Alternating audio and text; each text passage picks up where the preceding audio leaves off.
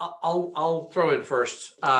This is it's really cool. And by the way, so my father-in-law is blind and works with the Lowell Association for the Blind. So this is near and dear to my heart, right? The mobility for visually impaired. I'm really curious about how you're going to do this 3D navigation, right? It sounds it's a really hard challenge. I came from the robotic space where we're trying to navigate the world, and we had a fixed camera angle on a device, and so I knew exactly which way I was looking. How do you plan to map, and how do you know whether the person's looking up, down, left, or right? That's a great question. Thank you.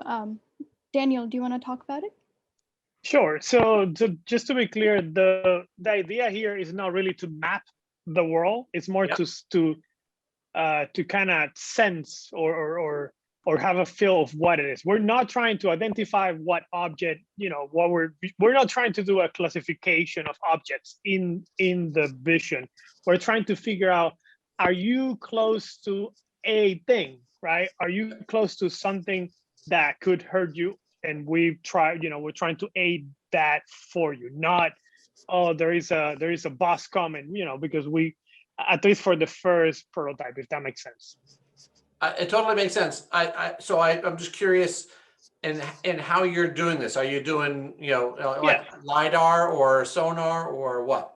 Yeah, well, so right now we're just using, we haven't picked like the specific, the prototype was actually using regular cameras, right? And then we were using some algorithms to detect the depth of objects. Now, when we get into the next step, which will be, using real stuff, right? That will probably help us even, decrease the computing power that we use today, because right now it's pretty heavy, right? So we need to build something for, low capacity and small devices. Hi, I have a question. First of all, I agree. I think this is a great idea, very, very useful, and I think very much needed. My question is more around, and I apologize if I missed this, but so are you looking for funding for this, or are you sort of beyond that stage now and really working on prototyping, et cetera?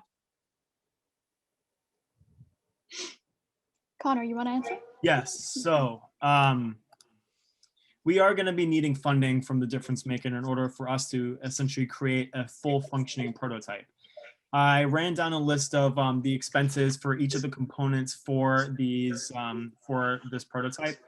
And in order to successfully create it, we want to build a relationship with the manufacturers that are going to create this product for us. And unfortunately, manufacturers refuse, and this is just from my past experience, they refuse to give you one unit of anything. Like, for example, we're talking about vibration motors. In order for somebody to detect the close proximity of an object, right?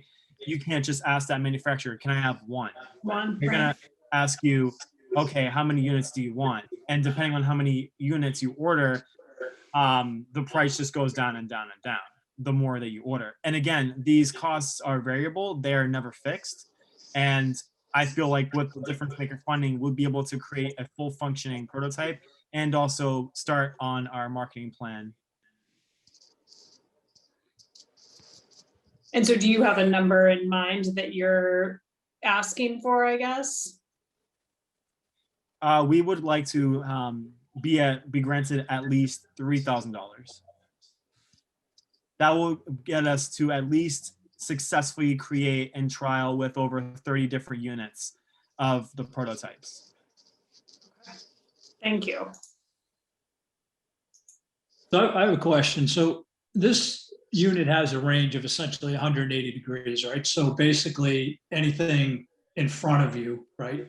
So if I'm walking down a sidewalk or something, I'm really only focused on the, I don't know, 30 degrees in front of me or whatever, right? So it's going to be telling me about things that I don't even care, because I'm not even concerned about hitting them, right? So on the calibration on this, is it going to be, able to determine and give a signal that let you know, well, okay, there's something there, but you don't really need to be concerned about it, or, okay, it's right in front of you. And then is it it sounds like it might just be a little bit too conservative in telling you if it's 180, you don't really need to know about some of those things.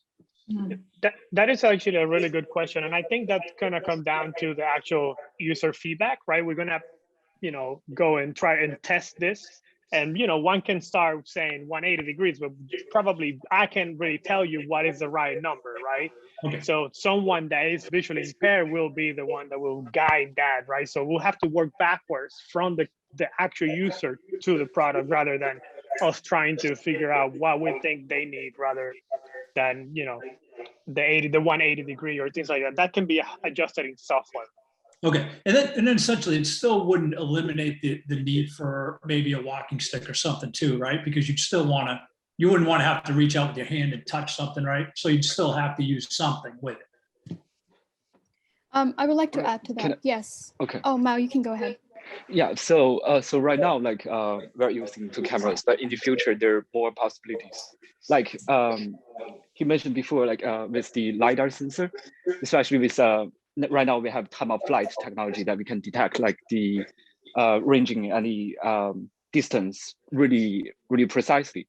So in the future we might have like LiDAR sensor installed on the glasses, and it can better detect the distance, also better probably even recognize some level of simple recognition or detection of what kind of object, the size of the object, and those kind of information processed with the glasses.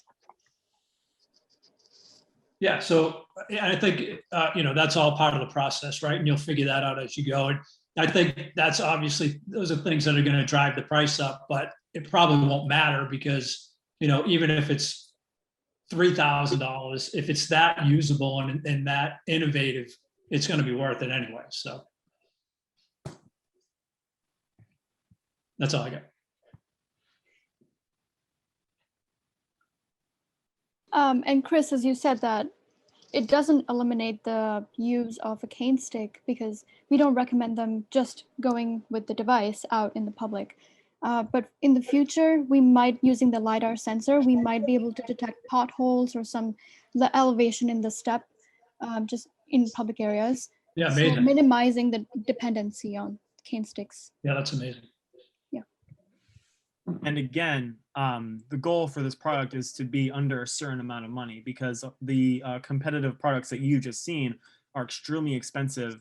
And the thing is with cane sticks as well, they don't have longevity. You might have to replace these after, depending on what kind of cane stick, maybe after 6 months, a year, or, a year and a half. We want to create a product that is affordable for the blind community, because also from the conversation that we had with the Lowell Association for the Blind, a lot of these people who are visually impaired don't have a lot of money, and they're not gonna look for the most expensive product to help them get around the universe, because some of them have already accepted the fact that I'm visually impaired, I can't go certain places. But we want to create EyeCan so that we can give them the possibility and the opportunity to go to the places that they might have not been able to go before in confidence. All right, guys. Well, thank you so much for your presentation. That was a fantastic job. I really love seeing it. And so at this point, I'll say thanks for your time and congratulations on everything you've accomplished thus far. And we'll hope to see you soon. Thank you. Thank you so much. Nice job, guys. Nice Thank job. you. Bye. Thank you. Bye-bye.